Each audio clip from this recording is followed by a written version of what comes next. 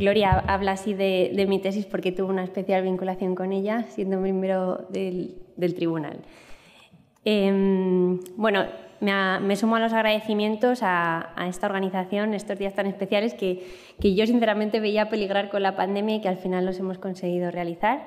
Gracias a Mireia por contar conmigo en el proyecto, que bueno, me ha permitido estrechar vínculos con Pompeya, pero además me ha permitido pues, realizar un aprendizaje que desde luego bueno, pues me llevo con especial cariño.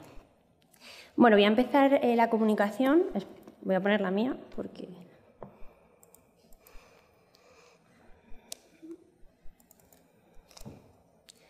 Vamos a ver obras bastante similares a las que ha comentado Cristina, pero desde un punto de vista un poco diferente. Yo también analizo la pintura pompeyista, quizás más enfocada al ámbito español, pero veréis que hay cosas que, bueno, pues que se comparten de forma muy clara. Bueno, quisiera comenzar con esta reflexión que Valbert Lytton incluyó en el prólogo de su obra Los últimos días de Pompeya, a través de la cual deja constancia del gran poder que tuvo Pompeya en la elaboración del imaginario artístico vinculado con el mundo romano, sobre todo. Las continuas visitas a los yacimientos, el propio descubrimiento, así como todas las noticias que generó él mismo, pues supusieron un impulso muy importante para el desarrollo de la corriente pompeyista en el ámbito pictórico, ¿no? El denominado gusto pompeyano. Francia, Inglaterra o Italia pues fueron los focos culturales desde los cuales se impulsó esta tendencia, aunque, como os comentaba, yo voy a analizar más el ámbito español, sobre todo teniendo en cuenta cómo se desarrolló la tendencia pictórica en el ámbito artístico. Bueno, el siglo XVIII había dado paso a nuevas corrientes de pensamiento que había impulsado la propia Ilustración. Se empezaron a distinguir también los primeros síntomas de transformaciones y de cambios en el ámbito artístico y una especial vinculación con todo lo que procedía de Italia. Hay que tener en cuenta que desde mediados del siglo XVIII hasta finales del XIX, más o menos, el ámbito artístico español va a estar caracterizado por dos movimientos, el neoclasicismo y el romanticismo, que aun presentando grandes diferencias entre ellos, también fueron capaces de compartir muchos aspectos, desarrollando así lo que se va a llamar academicismo ecléctico. El neoclasicismo se había desarrollado de forma tardía en el país y este hecho hizo que los artistas españoles buscasen por referentes en el extranjero. En primer lugar, buscaron referentes en Roma.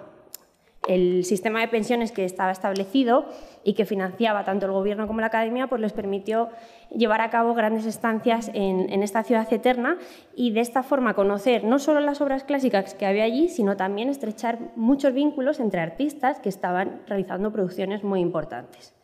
Pero por otro lado destaca París, que es la nueva capital del arte. Además, una ciudad donde van a encontrar artistas de la talla de Jean-Louis David, ¿no? Tenemos artistas españoles que trabajan con él, como por ejemplo José de Madrazo o Juan Antonio de Rivera, que son los ejemplos de cómo se asumió los preceptos clásicos desde el ámbito francés. Pues de esta forma se va a definir una tendencia que se convierte en la vía de conexión con el ámbito internacional. Podríamos considerar entonces que la pintura pompeyista fue resultado de las tendencias neoclásicas que se generaron en torno a estas dos ciudades. Sin embargo, el neoclasicismo no es tan obvio, la influencia del neoclasicismo, o por lo menos no es la única responsable. Hay que tener en cuenta que el estilo romántico influyó decisivamente en las corrientes de expresividad. El carácter romántico que se iba estableciendo, aunque se configuraba un poco opuesto a los ideales académicos, no pasó desapercibido para los artistas. De ahí que se haya hablado de un eclecticismo en el arte, un momento en el que los rasgos principales y los estilos conviven, pero también se complementan. Por otro lado, las exposiciones nacionales permitieron a los artistas difundir su producción, funcionaban como una especie de escaparate de su propio arte.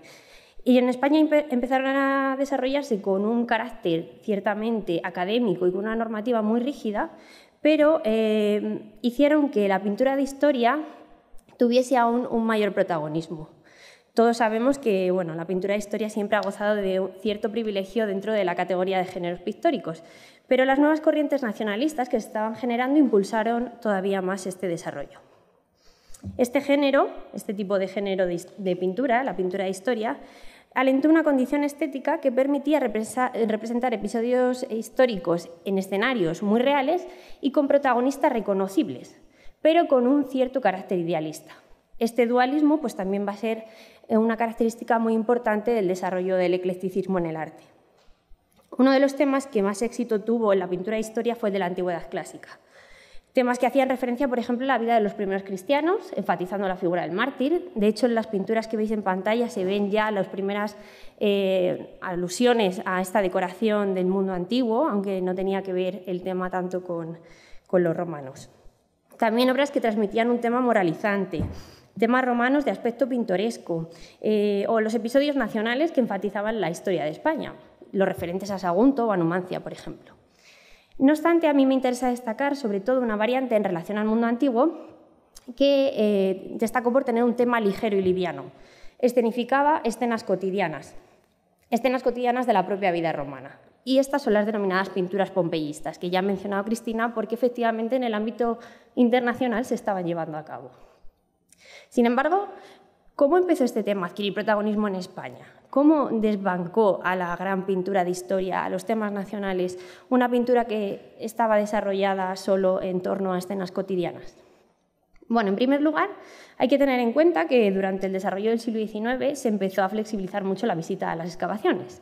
Y esto permitió que los alumnos que estaban, o los pensionistas que estaban en Roma, pues pasaran sus periodos estivales en Nápoles y se acercasen de alguna forma a Pompeya. De esta manera, se ensalzó la denominada moda del revival arqueológico, el interés por la arqueología clásica, pero desde un punto de vista contemporáneo. Por otro lado, otro aspecto que destacó fue la gran fama que adquirió la novela de Valbert Lytton, de la cual también ya hemos hablado en este coloquio, porque efectivamente supuso acrecentar el interés, de hecho, por el mundo antiguo, pero no por la historia del mundo antiguo, sino quizás podríamos hablar, alentó la curiosidad de cómo vivían los romanos, qué relaciones tenían entre ellos, en realidad podían ser como nosotros o eran muy diferentes.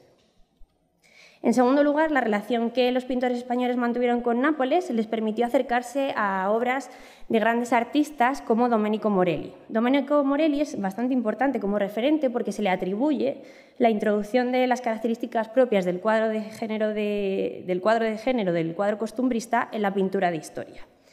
Así también se pusieron en contacto con otros artistas como los hermanos Palizzi, Michele Camarano o artistas internacionales como Ettore Forti, que también era italiano, o el famosísimo Sir Lawrence Alma-Tadema. Estos aspectos fueron los que condicionaron el desarrollo de la pintura pompeyista y el nacimiento de esta corriente quizás en el ámbito español, como un subgénero siempre que se movía entre la pintura costumbrista y la pintura de historia.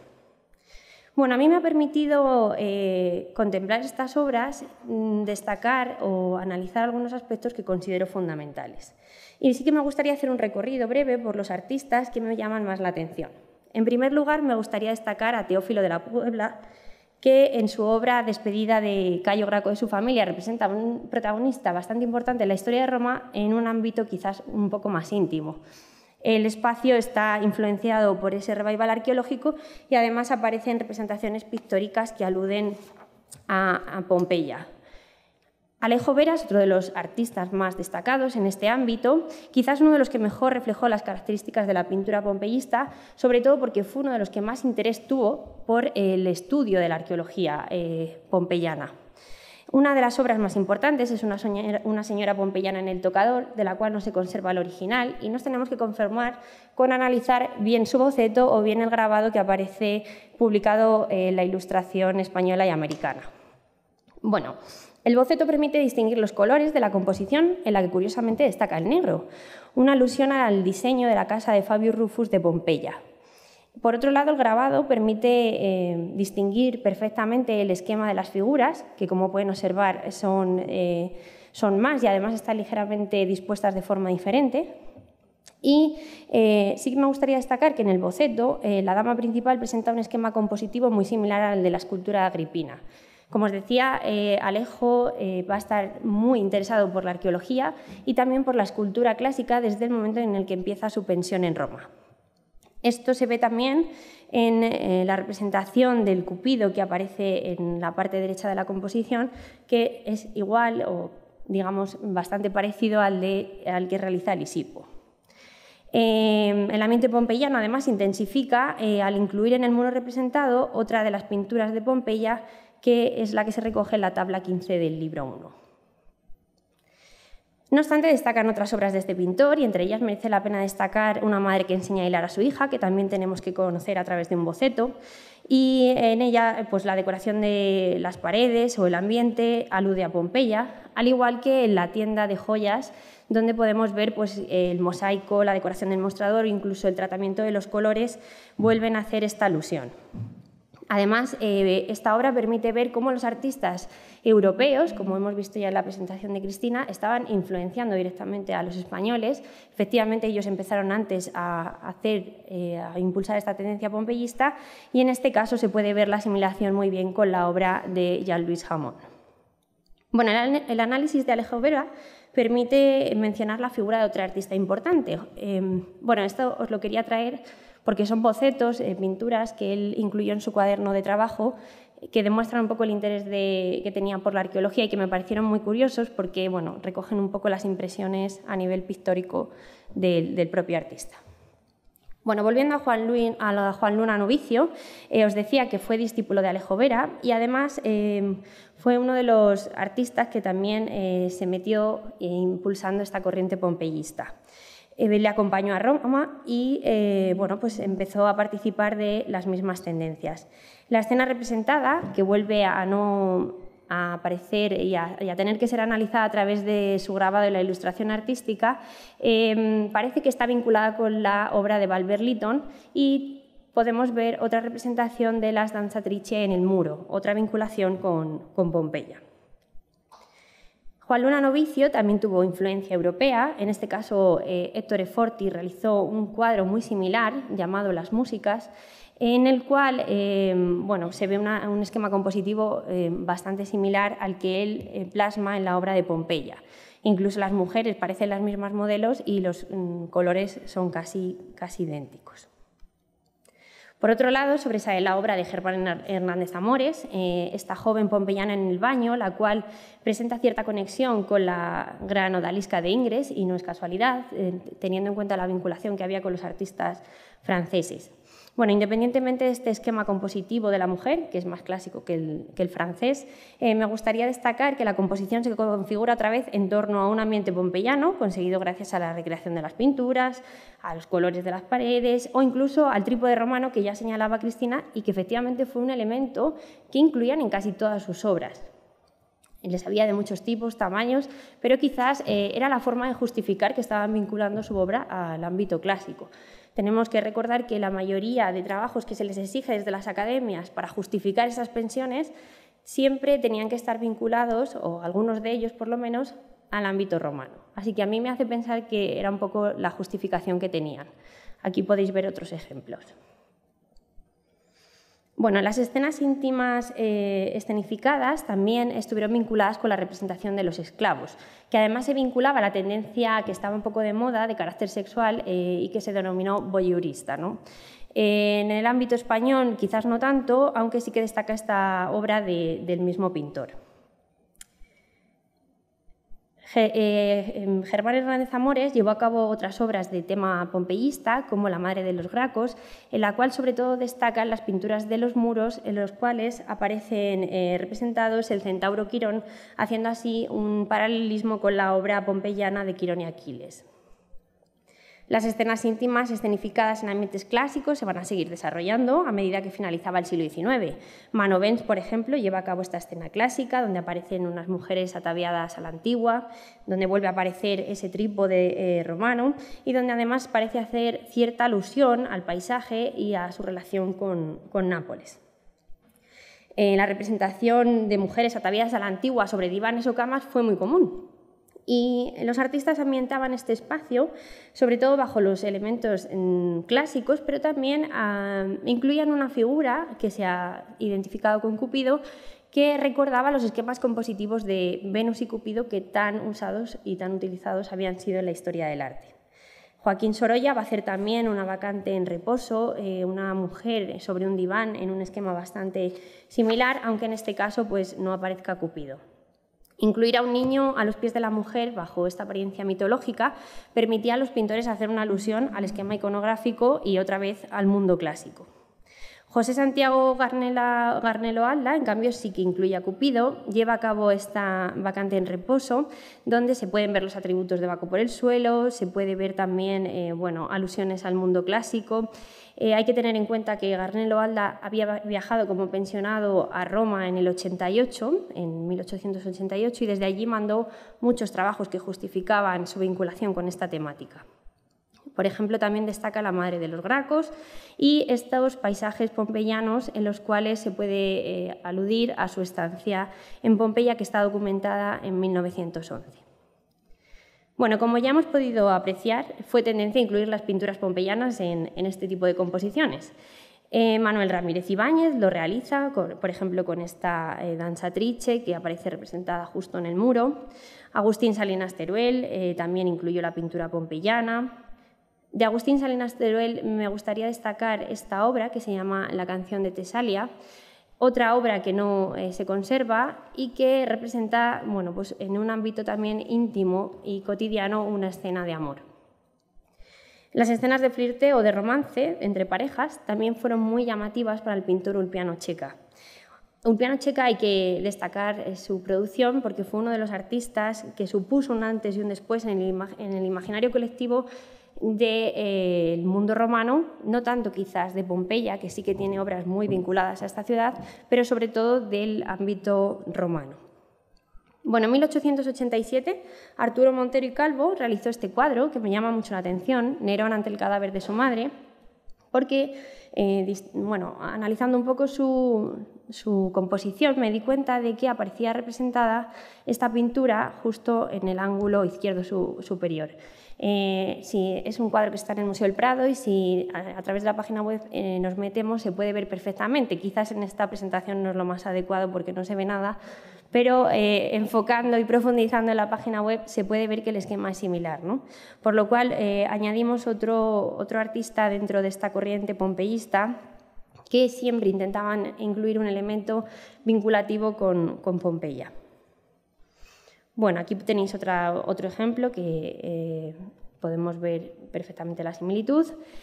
José Rico Cejudo, un artista que también lleva a cabo representaciones de escenas cotidianas vinculadas a Pompeya. Por ejemplo, estas obras que aparecen aquí se encuentran en el Ayuntamiento de Sevilla. Él fue con una pensión que financió esta ciudad y bueno, podemos encontrarlas dentro de las colecciones.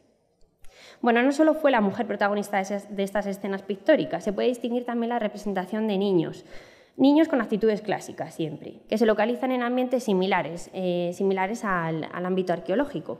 En este caso, Fondevila realizó la obra Niño Pompeyano, donde puede distinguirse este revival arqueológico por el que apostaron los artistas, sobre todo en la disposición de las columnas, de los colores y también por los pasos elevados de las calles que podéis ver justo en la parte derecha.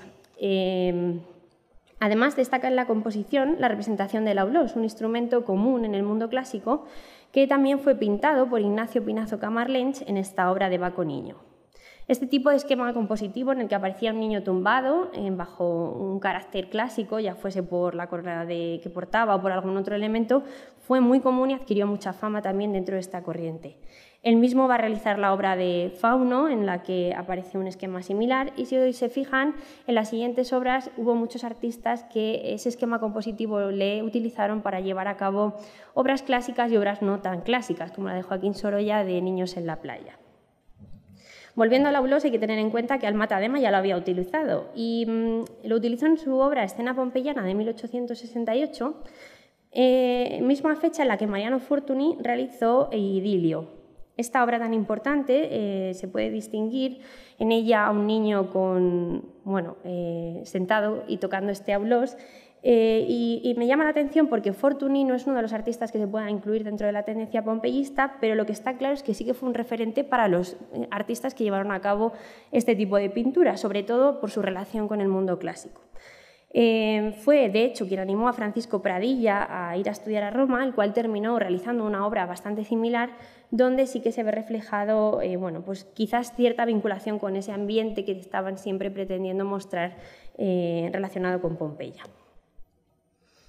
Bueno, en conclusión, me gustaría decir que me parece muy necesario considerar que la pintura pompeyista se configuró como una tendencia artística específica que pudo afianzarse sobre todo por la transformación cultural artística que estaba experimentando España en ese momento y el eclecticismo que se había formado entre el neoclasicismo y el romanticismo.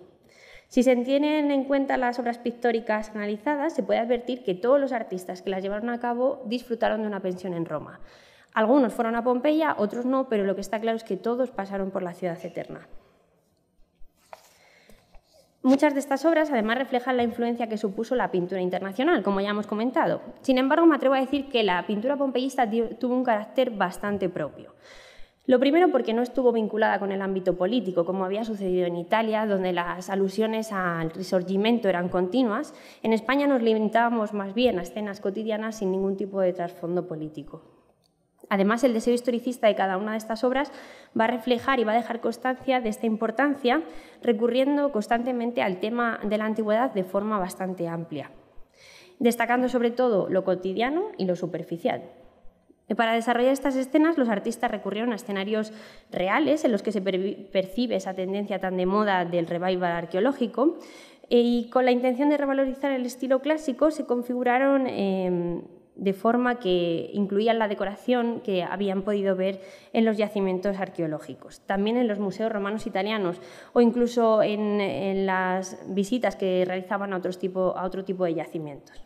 No obstante, estos escenarios fueron parcialmente idealizados, es decir, se basaban en escenarios reales, pero incluyendo una idealización. Las pinturas pompeyanas representadas de forma conjunta a veces no corresponden con la realidad, mezclan elementos. Además, hacen referencia a ambientes en los que se disponen numerosos elementos conjuntos, hacen una estructuración errónea de los elementos del paisaje. Por ejemplo, en la obra del niño con el aulos es muy difícil que hubiera un paso pompeyano justo enfrente de la columnata. Esta idealización también se puede apreciar en la representación de las figuras. Aprovecharon la idealización del mundo clásico para representar los cuerpos desnudos, aunque en España quizás menos, porque no es una tendencia en la que destaque por aludir mucho al desnudo y al carácter sexual de las figuras.